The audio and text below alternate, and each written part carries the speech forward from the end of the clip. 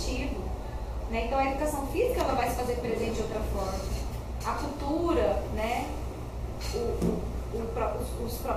Os outros conhecimentos, além dos tradicionais, eles são considerados enquanto importantes. Então a gente já tem um outro olhar aí. Né? Então ela tem possibilidades, dentro do modelo de ciclo, de se efetivar de forma mais crítica. Né? Então essa consciência, né, que o Victor fala, é uma consciência que ela é difícil de ser construída e ela demora um tempo, né? É sempre em construção, não é algo que você fala, opa, hoje eu tenho consciência, agora eu posso dar aula. Mas é um processo de construção cotidiano, que você vai construir também quando você estiver lá na sala de aula, que é quando você se deparar com um problema. Né? E aí, o que eu vou fazer? Aí vem a questão do posicionamento político. Eu vou fazer o que agora? Vou deixar passar? Né? Ou eu vou usar isso aqui para problematizar, vamos evidenciar, vamos discutir. Né? Então, passa por isso mesmo, né, Victor? Saber como que a gente vai agir. Né? Como que a gente entende? Eu estou indo para esse espaço, e aí quando a gente faz a crítica do PIBID no âmbito nacional, ele se comportar como um estágio, é pelo distanciamento que ele faz da realidade da escola. O projeto, ele é evidente. Qual que é o objetivo do projeto? Permitir que o aluno se aproprie da realidade da escola. Então eu não posso pegar o aluno e jogar lá com um projetinho descontextualizado. Eu preciso que ele entenda as relações lá dentro. O que acontece na escola? Qual que é a relação ali? Quais são as contradições? Quais são as problemáticas? E aí isso é a formação da consciência. Porque daí eu saio da escola, né, eu saio do PIBID, eu entro na escola e o pessoal fala, ah, mas não, eu sei, eu já estou a par disso. Né? Não tem o processo de frustração. Você passa por um processo de formação, idealizando a escola, quando você chega lá, você se frustra, vai embora e nunca mais volta. Né? Isso acontece constantemente, diariamente. Tem gente que passa em concurso, vai um dia na escola e desiste. Vai embora e fala, eu não quero nunca mais ver escola. Aí às vezes as pessoas chegam e falam, mas Suzy, você é tão nova, você vai entender ainda, você vai desistir ainda da escola. Mas eu falo, olha, não é, tipo assim, não estou querendo ser, como é que eu falo assim? Sei lá, não é querendo ser arrogante, não é que eu entendo todos os problemas e resolvo todos os problemas, não é isso. Mas quando você se coloca naquela realidade, entendendo que as problemáticas existem, né, você tem uma postura diferente. Você fala, ó, isso é um problema. Né? Eu me inscrevo depois do irmão. Eu me inscrevo depois da dona. Tá, você falou assim, ó, por exemplo, que a sociedade ela tem influência direta na escola, né? E aí eu entendo, né, como papel do professor, desvelar o Estado e mostrar as facetas do Estado, que o Estado, né, as artimanhas que o Estado usa para perpetuar a sociedade capitalista. E aí você falou que parte da avaliação do ciclo é promover uma reflexão crítica também. E eu quero saber em que momento eu devo fazer isso, entendeu? A partir de que momento eu devo começar com esse discurso?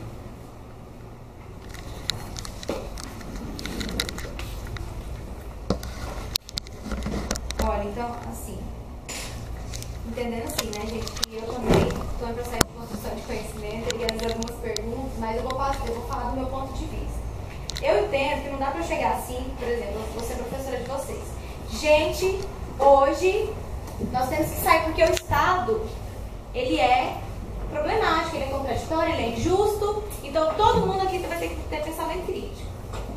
Eu não levo conhecimento crítico para o aluno, né, no sentido de eu chegar e já fazer um mutirão e vamos à luta. Existe um processo, né, porque senão os alunos vão olhar para você e vão ficar assim. Legal, né, professora? Acho que ela está pirada, coitada. Trabalhou demais. Então, o processo de reflexão crítica, ela não se dá somente quando eu vou falar com o aluno de forma crítica, mas ele está lá no processo de planejamento, ou seja, quando eu estou me apropriando daquele conhecimento, né? Eu estou planejando aquilo ali. Como que eu vou utilizar de metodologias para, às vezes, eu não chegar e jogar essa ideia, mas despertar no aluno interesse, por exemplo, né? De eu colocar algumas coisas e o aluno, peraí, professora, mas eu não estou entendendo, então. Me explica isso. né? Ou seja, de despertar essa consciência no aluno, porque eu pegar um conhecimento crítico e reproduzir dentro da sala de aula, não necessariamente estou tendo uma aula crítica, eu estou reproduzindo da mesma forma. Então essa questão que você fala do discurso, né? Que horas que eu vou iniciar o discurso? Né? Então não é isso, não é dessa forma. Né? Então às vezes você tem que, em determinado momento, trazer o conhecimento ainda não da forma como você queria ou deveria, porque ainda aquelas pessoas, elas não têm ainda uma preparação para receber daquela forma. Aí você pega e joga o conhecimento daquele jeito e eles não vão conseguir se apropriar de nada. Né? Então você tem que ir, são passos, né? São momentos, são oportunidades que você vê. Né? Então, por exemplo, né? eu falo da minha experiência porque isso eu vivencio cotidianamente. Né? Então eu estou lá na aula, nossa, mas isso aqui para mim não existe. O aluno, como que alguém faz isso? Mas eu não posso pegar o plano de aula do aluno que está fazendo estágio e falar, olha, está errado isso aqui não é crítico, você vai fazer isso. Será que ele conseguiu se apropriar desse conhecimento de forma crítica? Ou ele vai só reproduzir porque eu disse que está errado? Então ele precisa também pensar, refletir, né, olhar, analisar aquilo ali. Será que ele consegue entender as relações? Vamos gerar questionamentos. Né? E não só nesse ponto de vista, vamos falar da escola. Né, que a gente leva um brinquedo, uma brincadeira, um jogo, vamos problematizar o que está acontecendo, as relações ali. Né, em vez de eu fingir que nada aconteceu, vamos levar o aluno a pensar, o que é uma situação de conflito entre alunos, né? Vamos problematizar isso aqui. Então, assim, não é a gente já chegar com conhecimento crítico, pá, e jogar na sala de aula. Isso também exige um processo do aluno dele pensar, que a gente não está acostumado a pensar, né? Então, eu acho que perpassa por isso. Não somente de levar o conhecimento crítico que eu refleti, mas trazer oportunidade desse aluno pensar esse conhecimento de forma crítica, né, e gerar uma reflexão disso. Né? Então, é um pouco nesse sentido, assim. Acho que é você. Não,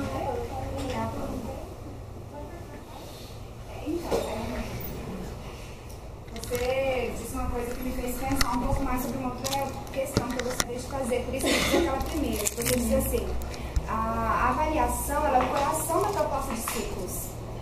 Né? E aí pensando então no aparelho biológico de uma forma ampla, né, de uma forma crítica, que o coração não faz sentido sem o cérebro, e o cérebro não faz sentido sem o coração, compreendendo isso numa relação dialética, que um impulsiona o funcionamento do outro, para o funcionamento de uma estrutura completa, o que seria, né, assim, eu estou levantando uma reflexão, o que seria, assim, esses outros fatores impulsionantes e que dão sentido para a avaliação do ciclo, que eu entendi, você quis dizer com o coração do ciclo sendo a avaliação.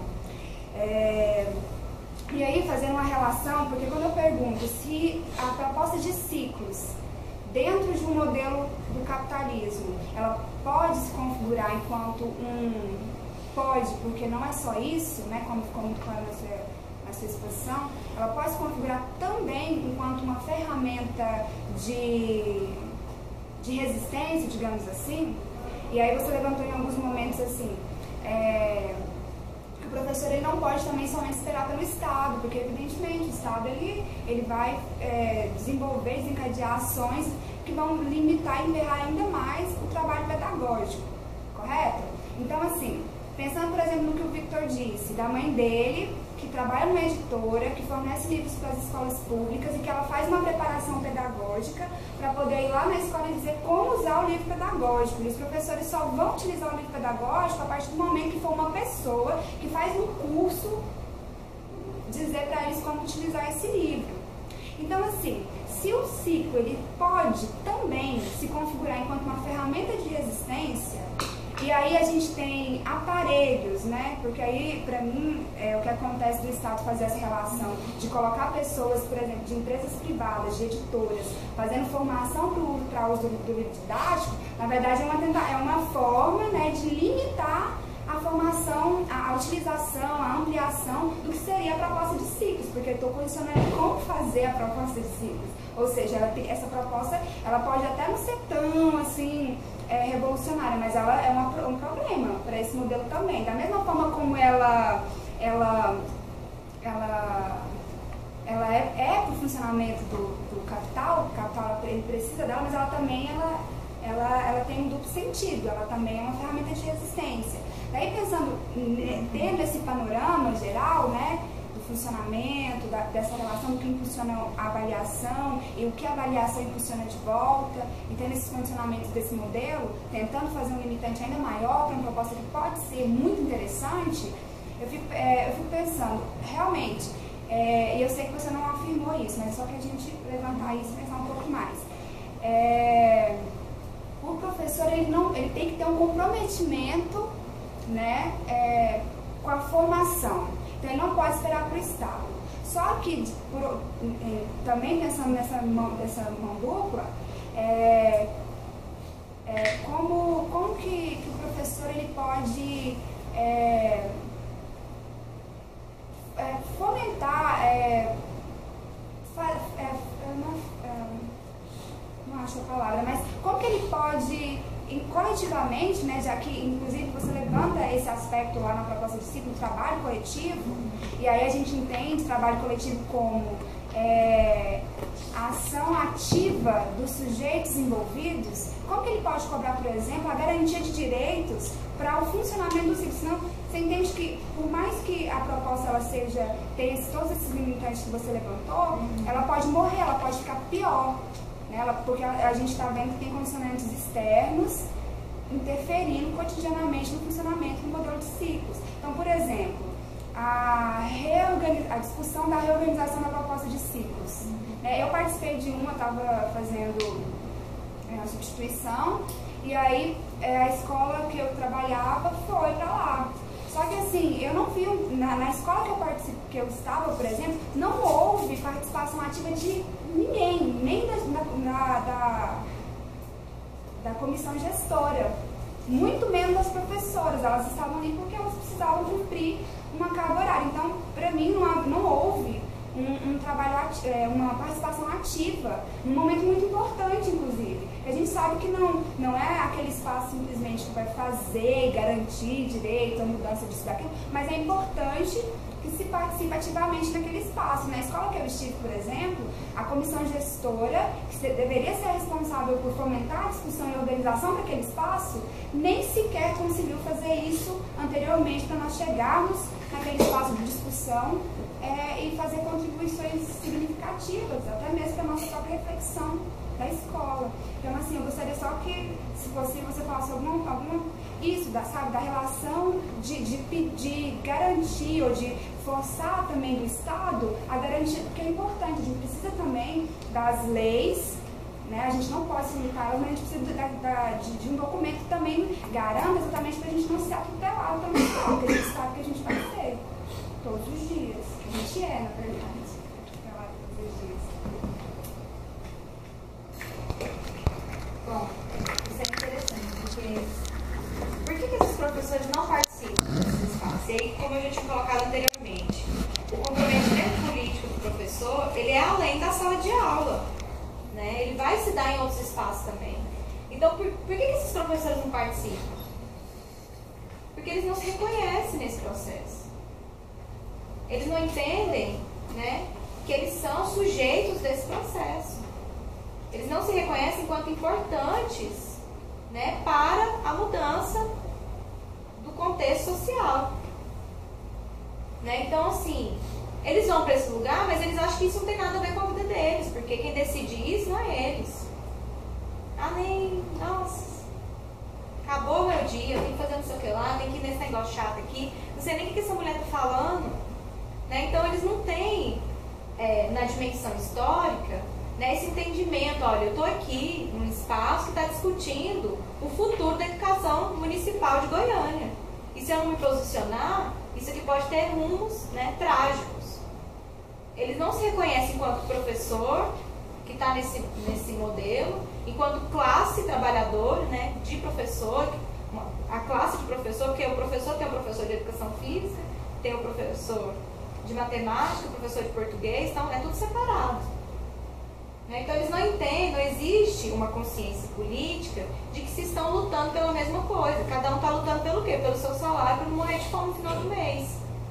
Então esse processo de precarização do trabalho, que vai trazer para o trabalhador essa desarticulação, né? Esse processo de individualização do trabalho, ou seja, eu preciso cumprir metas, eu preciso cumprir isso para ganhar o benefício no final do mês, né? Isso vai gerar uma série de processos que o professor ele entra lá e ele fala que isso não tem nada a ver com ele, né? Então ele não se reconhece nesse processo, ele nega aquele espaço como importante para ele enquanto professor. E aí por isso que eu acho que, né, esses espaços são importantes, né, de se fazer presente, de se colocar, de construir, né, de formação de outras pessoas, de contribuição de outros espaços, né, para que outras pessoas também agreguem essa luta, porque individualmente ninguém vai conseguir alcançar nada. E aí quando eu trago essa questão, né, pensando, o trabalho coletivo, né, ele é central na proposta de si, porque ele vai trazer um outro nível de relações, ele traz outra perspectiva, né, ou seja, não é eu mais. E aí eu lembro muito bem, eu acho isso muito interessante, quando eu entrei no PIBID, e eu achava um absurdo eu ter que vir para o PIBID dia de sábado. Gente, o que é isso? O meu sábado, o meu dia de descanso, o que eu vou fazer no PIBID? Não, isso é um absurdo. E eu ficava agoniada, meu Deus do céu, eu já queria arrumar um barraco e fazer um disquete, né? Então, quando você vai entendendo que isso não se trata de você, né? Que não se trata do mundo que você construiu ao redor do seu umbigo, né? Que isso está relacionado a relações muito mais profundas, né? Está relacionado a uma questão social, né? Você acorda às 6 horas da manhã e vem feliz para o PIBID, porque você entende, né, que isso é um processo importante. Isso é algo que você, inclusive, vai morrer e pode não ver o resultado disso. É só na vida seguinte. Quando você voltar, você já vai usufruir desse espaço. Então, assim, talvez na segunda vida, talvez. Então, assim, isso está vinculado tanto com esse entendimento, né, com essa formação. Então, eu acho que tem a ver com isso, sabe, Pamela?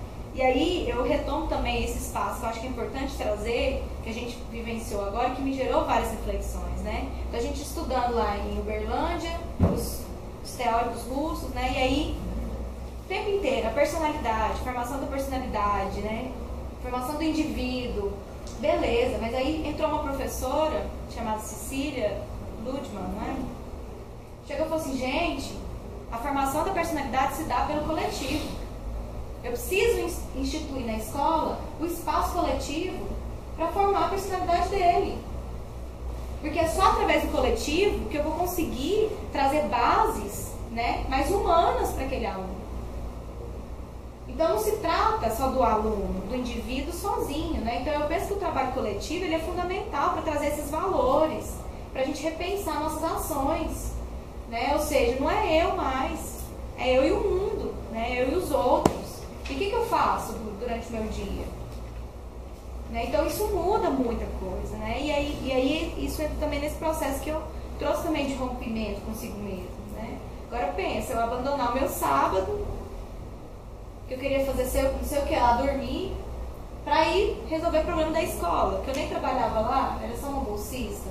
O que é isso, né? Então eu tive que romper com uma série de elementos que a gente vai construindo, processos egoístas mesmo, né? Mesquinhos. E quando a gente percebe, a gente fala assim, nossa, né? O que é isso? E aí isso é difícil, não é fácil, né? É um processo de crise muito intensa. Não é fácil, não é do dia pra noite, né? Muitas vezes vocês vão acordar sábado aí pro PIBID com raiva mesmo. Até compreender a importância do que é esse espaço. E tem gente que vai passar por esse espaço e vai sair, né? E não entendeu nada. Só daqui 10 anos. Quando estiver na escola, eu falo, nossa, o que foi aquele negócio mesmo que alguém lá no PIBID falou? E não lembro. Então, assim, é esse compromisso com a sua formação. Mas essas ações de lá, fala, olha, realmente nós precisamos reescrever essa proposta do ciclo mesmo, porque tudo que vocês colocaram já, várias coisas retrocederam. Né? Então vamos retomar a proposta inicial e melhorar. Mas e aí? Né? E a formação política, a consciência? Então, sim, isso é muito agravante, porque do ponto de vista dos professores de Goiânia, quantos estão dispostos, né? E aí é complicado. E aí, falando de um exemplo assim, muito, acho que eu nem contei para os meninos, assim, um exemplo pequeno, né? Que nem tem dimensão nessa comparação. Eu estava vindo de Jataí para Goiânia, aí eu entrei no ônibus, não, tava um calor infernal, na hora que eu entrei no ônibus, o ônibus estava mais quente que lá fora. Aí eu olhei pro senhor que estava do meu lado e falei, gente, mas que calor é esse? Não, o ar-condicionado está estragado. Eu falei, mas você já viajou de Mineiros até aqui, nesse calor? Eu falei, não vou viajar nesse calor não. Aí eu desci, fui lá, moço, o negócio é o seguinte, o ar está estragado. O ar não tem nada a ver com isso não, vai lá não sei onde, resolve. Tudo bem, fui lá. Moça, é porque falaram que eu podia falar com você, para resolver o problema do ar. Ah, não sei o que lá, não sei o que lá, não é comigo não. Aí eu fiquei. Falei, o negócio é o seguinte, eu não vou viajar de Jataí para Goiânia nesse preço absurdo que eu pago de passagem, sem ar-condicionado, porque a questão não é o ar-condicionado, mas é porque a gente paga um valor, né? E ali está inserido e é o meu direito. Aí o pessoal, gente, vocês também tem que falar alguma coisa, porque se só eu ficar falando, o motorista vai embora, leva todo mundo e me deixa aqui. Aí eu comecei a conversar com o pessoal lá, se ninguém falar nada, ele não vai. Aí a gente foi e começou a conversar, eu falei, olha, a gente precisa, ou você vai arrumar esse carro com ar-condicionado, ou então ninguém, a gente vai ficar parado aqui. Né? E aí a gente começou a conversar e passou um pouquinho, ele chegou, olha, né? Passou um pouquinho, depois de umas 40 minutos, a gente ficou lá esperando. Não, resolveu o problema, aí foi lá, chamou alguém, arrumou o ar-condicionado que estava lá, e todo mundo viajou com o ar-condicionado.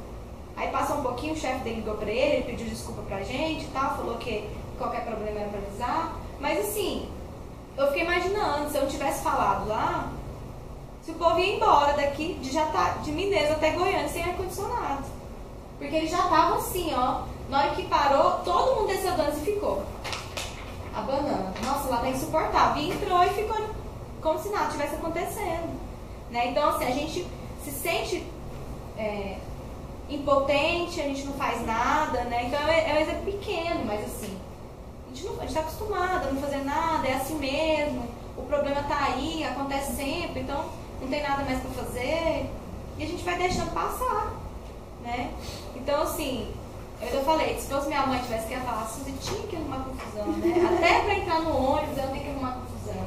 Mas não é isso, a gente o tempo inteiro passa por situações que a gente não observa, a gente poderia ter uma postura ali, né, assumir um posicionamento, a gente fica deixando passar, né? Então acho que tem um pouco dessas questões.